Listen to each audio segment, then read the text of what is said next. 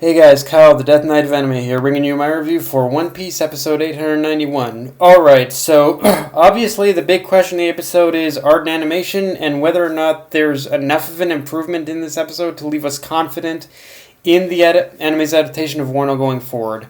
And after this episode, I don't know about the rest of you, but I'm pretty damn optimistic going forward. And the thing is, I thought about this when I first watched the trailer. But one thing I really liked about the art and animation, aside, even putting aside how much the colors pop, is that while the design work and style does have that modern sheen of newer One Piece, it also looked and felt very reminiscent of early pre-time skip One Piece. In fact, just in this episode alone, there were moments throughout where it felt like it was a perfect where the art and animation style was just a perfect fusion of the two. Like it reminded me so much. Like it still, like I said, it still had that modern sheen, but there were so many times where I'm also like, hey, it kind of feels like I'm watching pre-time skip One Piece here for a minute. Like every once in a while, there are just those moments where it just feels like I'm kind of watching something. Watching something from the just from the pre-time skip part of One Piece almost. Like, yeah, I don't know if I don't know if I'm alone in saying this, but yeah, just so far the art and animation style, it's really just already it's kind of impressed me, and I it's almost one of those times where I want this to be the default look. I want this to be the default look for pretty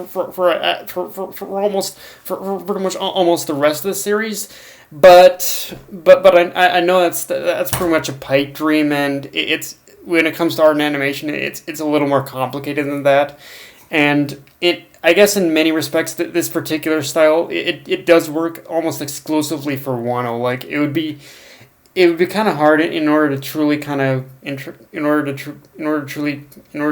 of copy this style in order to make this other style work for other it would make this other style work for other parts for I guess future arcs. But yeah, as is, like I can although I can definitely say for sure I want both the character designer and the animator working. I want the main character designer and the main animator, like, in future One Piece projects. Like, he's, just in this one episode already, he's really impressed me. So, yeah, like, Toei, I don't care how much how much money you have to flush out. I want this main character designer, and I want this main animator, like, in future, like, arcs, even past this point, though. So, like, yeah, I'm hoping that, yeah, like Wano has kind of set the bar pretty high, I'd say, in the post time skip for sure.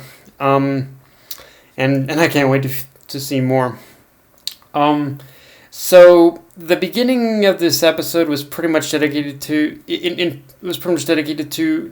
so the main point of the beginning of this episode was pretty much it was to catch the Straw Hats up on what was going on at the Levelly. But the even bigger thing to take note of in the first part of the episode, in the first like chunk of the episode, is that there was a moment where Nami noticed an article about Kaido and Big Mom, but couldn't read it because Sanji and Chopper were acting like weirdos. And oh boy, is just that one moment of Nami just kind of wondering what the article about Kaido and Big Mom was about. That's one of those fascinating moments of foreshadowing to look back on, because to pretty much any anime onlys out there, pretty much I know you guys are probably like kind of just saying, whoa, like what's this? I'm sure it's gonna be big.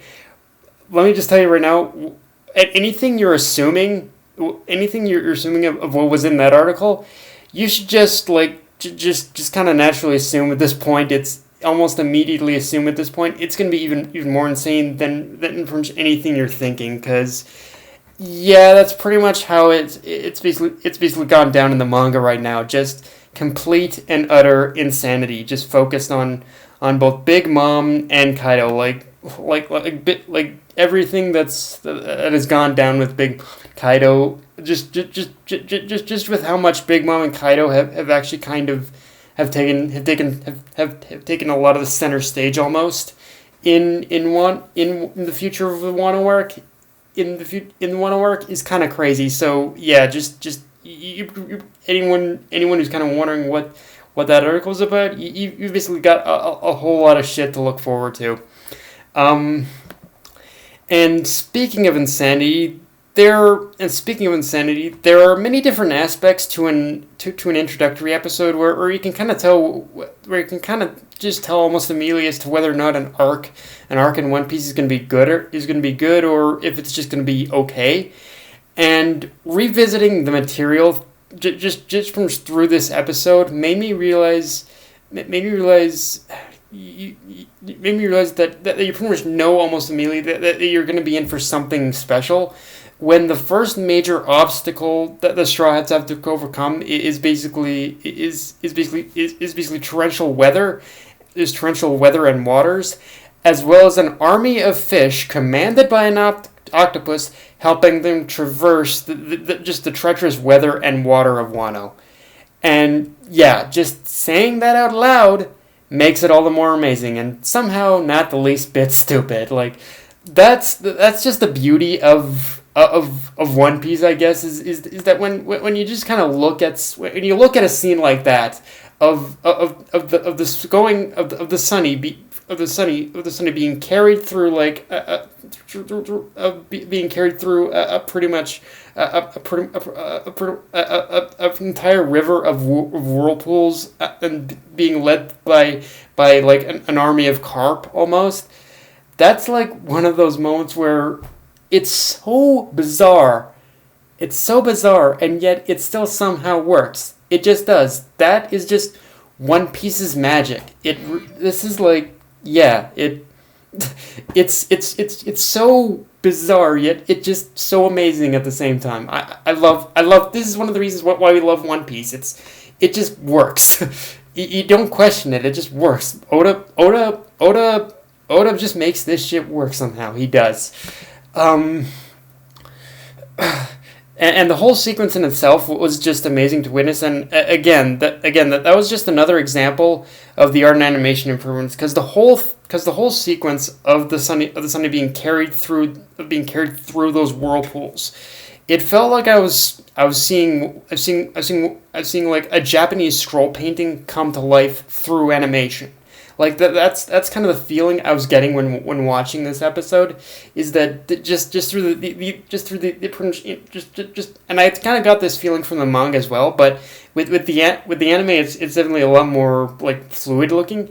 And again, it's just one of those times where I'm watching a scroll painting on screen, like a Japanese scroll painting on screen. Like it's a Japanese scroll painting in animation form. It was really kind of just an amazing experience in this episode, and that's kind of the best way I can sum it up for you guys, is that this whole episode, while it was pretty basic with just the Straw Hats, which is the Straw Hats journey of getting to Wano, just the whole journey there, it just felt like an experience. It was so beautifully done, it was just so beautifully executed that it still felt like an experience, and I love it for that.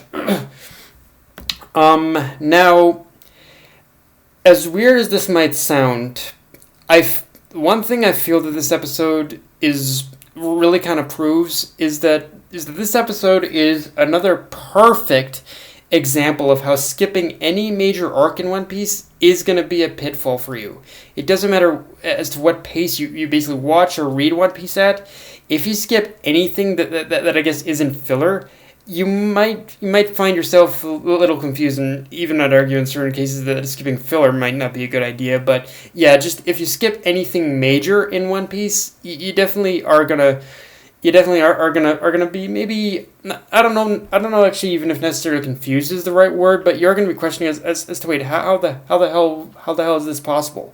And In this case, I'm of course talking about the moment in the episode where we see Luffy using the carp to climb the waterfall, and how that connects to what I'm talking about is in that moment, in that moment, I don't know if Luffy was fully aware of it or not, but